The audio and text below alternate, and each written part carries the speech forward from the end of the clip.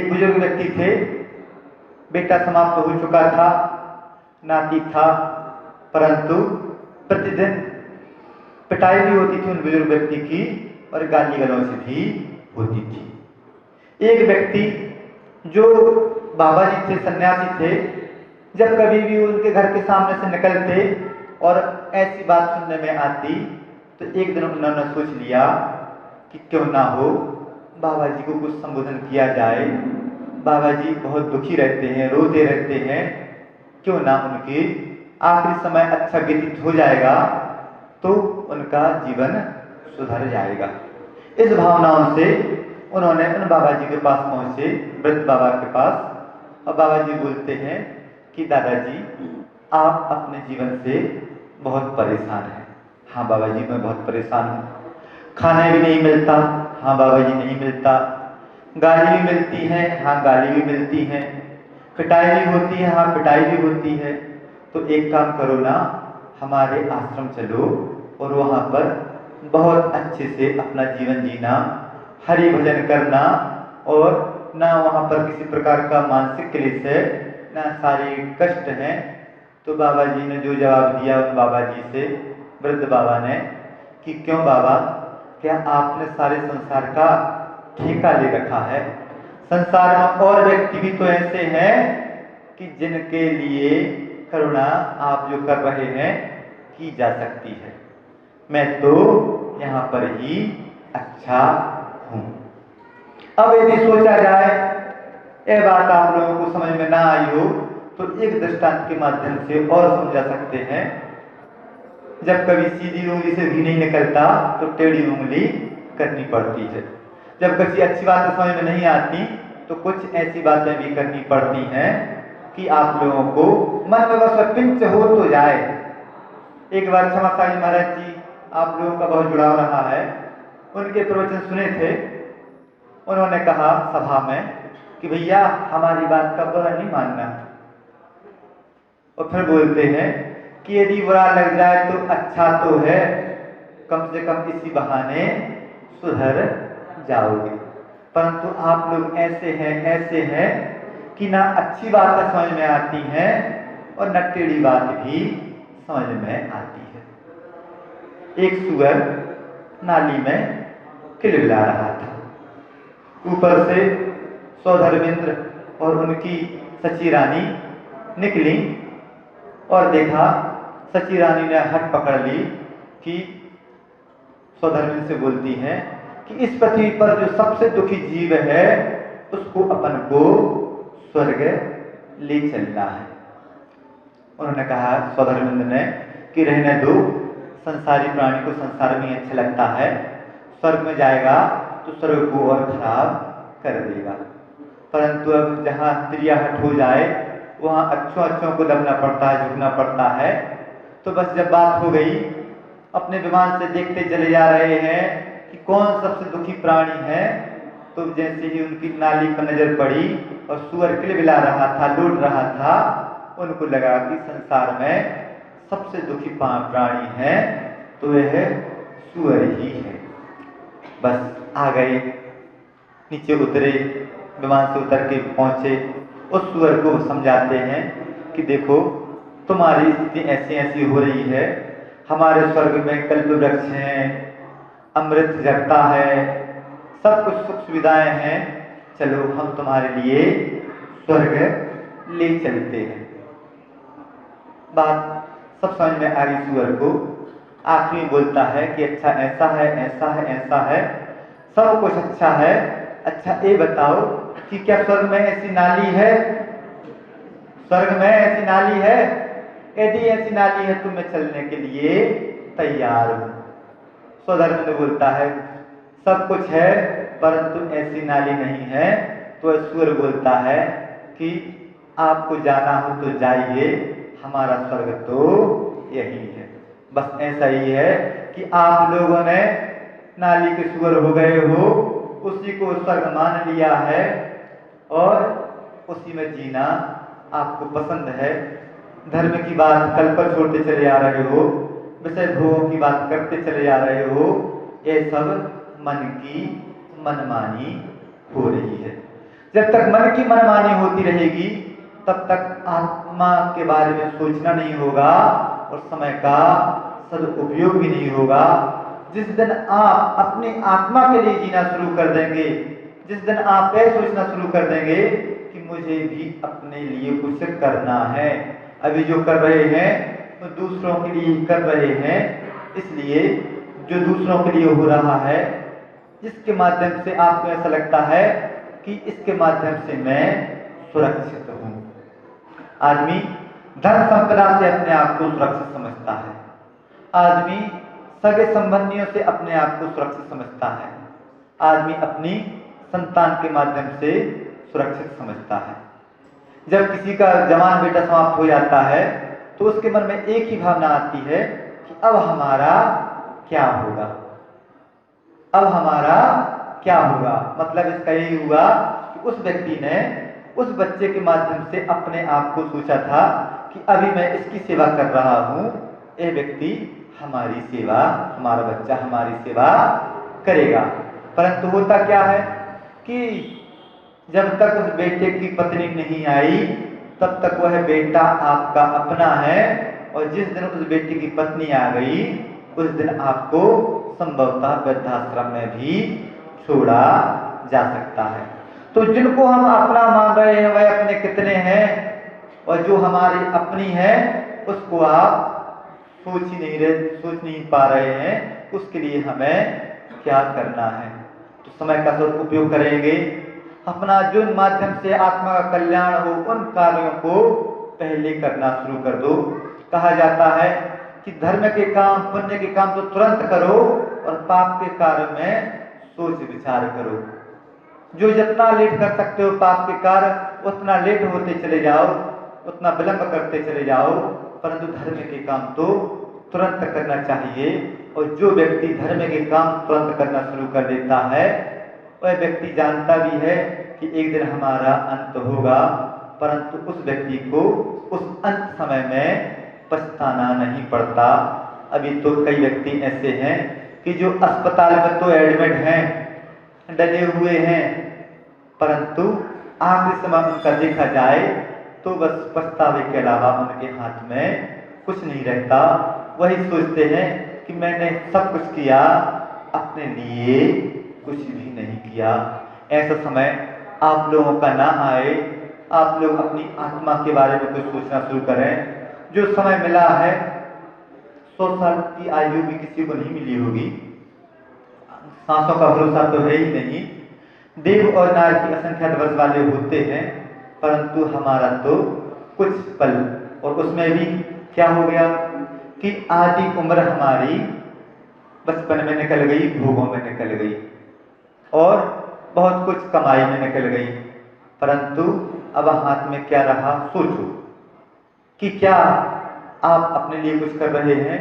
यदि अपने लिए कुछ किया है तो आपका जीवन सार्थक रहा है, और यदि अपने लिए कुछ नहीं किया है तो आपका जीवन निरर्थक ही रहा है।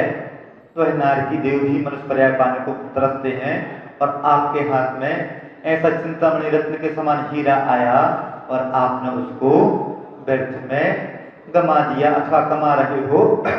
आपके समय का सदुपयोग हो, अपनी आत्मा के बारे में सोचें, अपने लिए जीना शुरू करें। एक व्यक्ति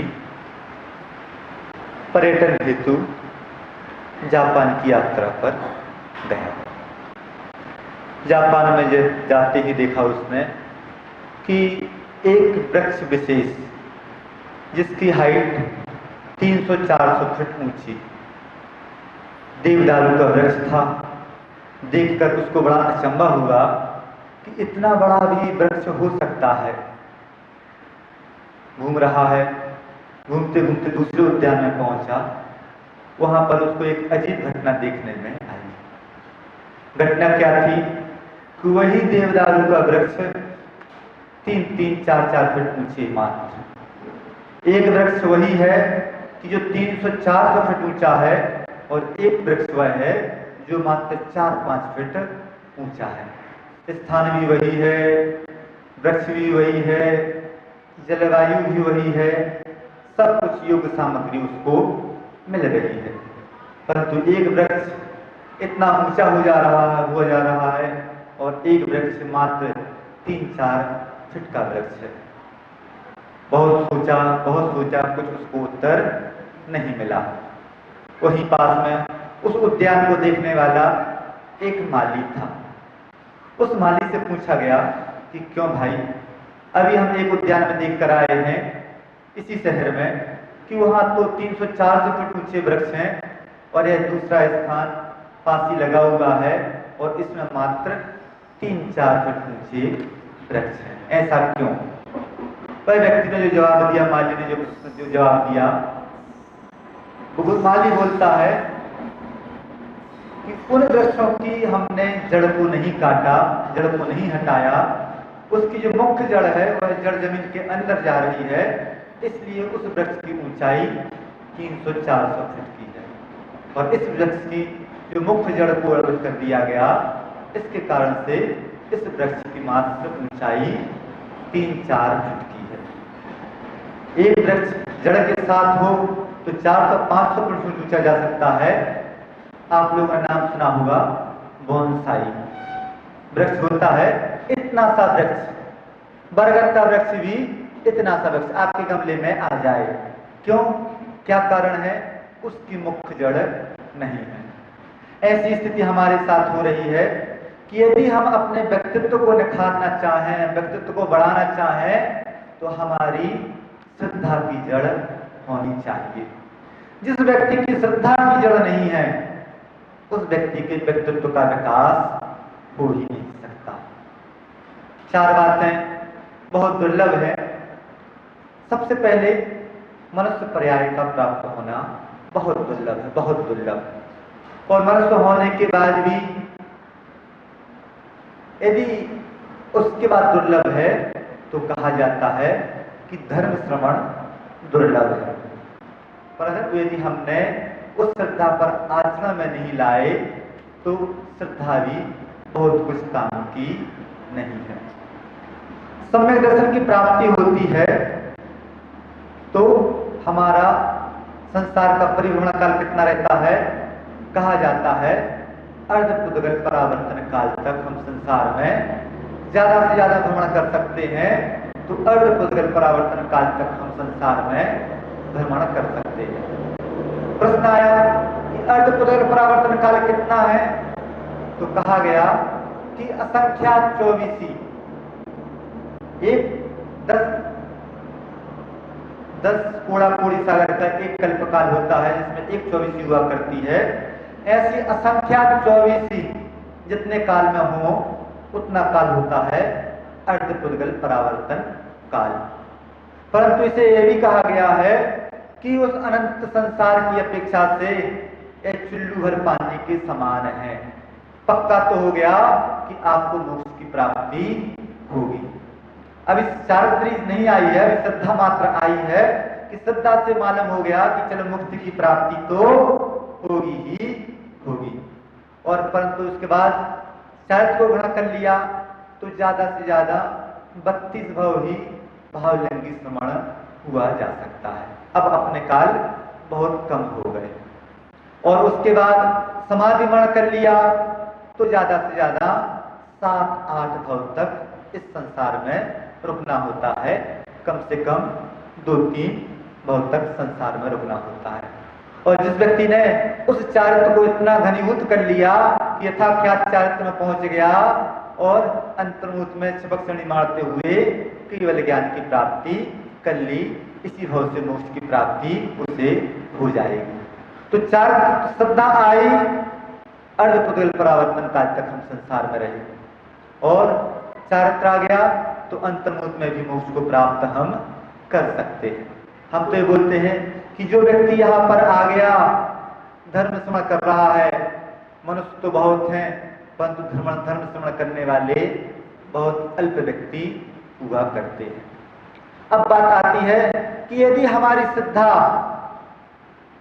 घनीभूत नहीं हो पा रही है, श्रद्धा नहीं आ पा रही है, तो क्यों नहीं आ पा रही है? तो उसका एक मुख्य कारण है कि आज के समय में व्यक्ति की सोच उस ओर नहीं जा पा रही है। यदि उस ओर जो जिसको बोलते हैं कि सत्य का ज्ञान हो जाए। जिस व्यक्ति को सत्य का ज्ञान हो जाएगा उस व्यक्ति की सिद्धा अपने आप आ जाएगी। अभी हमें सत्य का ज्ञान नहीं हो पा रहा। सत्य किसे बोलते हैं? यथार्थ वस्तु को सत्य बोलते हैं। यथार्थ क्या चीज है? जब तक हमें इस चीज का ज्ञान नहीं होगा तब तक हम अपनी श्रद्धा को पुष्ट कर भी नहीं पाएंगे। तो जिस दिन हमें सत्य का ज्ञान होगा, सत्य का ज्ञान क्यों नहीं हो पा रहा है? क्योंकि अभी हम अहंकार में जी रहे हैं। अहंकार आखिर किस चीज का अहंकार? किसी व्यक्ति को अपने ज्ञान का अहंकार होता है तो किसी व्यक्ति को अपने रूप का अहंकार होता है। किसी व्यक्ति को अपनी धन संपदा का अहंकार होता है तो किसी व्यक्ति को अपनी जाति कुल का भी अहंकार होता है। जैन व्यक्ति, यदि ये मान ले कि हमने जैन कुल में जन्म ले लिया तो क्या मोक्ष प्राप्ति हो जाएगी? नहीं। जब तक हम जैन नहीं बनेंगे तब तक हमें मोक्ष की प्राप्ति नहीं हो सकती। जैन कुल में जन्म ले लेना और जैन बन जाना बहुत अंतर है। तो हम जैन हो गए, जैन कुल में जन्म ले लिया, एक तो हमारा अहंकार हो गया, और हम जैन बन गए, यह हमारा स्वाभिमान हो गया। तो हम अभी अहंकार में जी रहे हैं कि मैं जैन हूं। जब तक यह अहंकार रहेगा तब तक आपको सत्य का ज्ञान नहीं हो सकता, और जब तक आपको सत्य का ज्ञान नहीं होगा तब तक आपको जैन कुल के आचार विचार के ऊपर श्रद्धा भी नहीं आएगी और उसको पालन करने का प्रयास भी नहीं होगा। तो बात चल रही है कि यदि हमें अपने अहंकार को समाप्त करना है तो कैसे हम अपने अहंकार को समाप्त कर सकते हैं? सबको सुनाई दे रहा है? सुनाई दे रहा है ना? ट्रेन की आवाज भी आ रही है। आचार्य ने कहा है, भाई को लिखा है, सुनना हो तो नगाड़े के साथ बांसुरी सुनो। नगाड़े के साथ बांसुरी सुनना ही सबसे मुख्य बात है। संसार में रहते हुए भी नगाड़ा बज रहा है, परंतु हम अपनी आत्मा की बात सुन लें तो बांसुरी सुनने के समान हो जाएगा।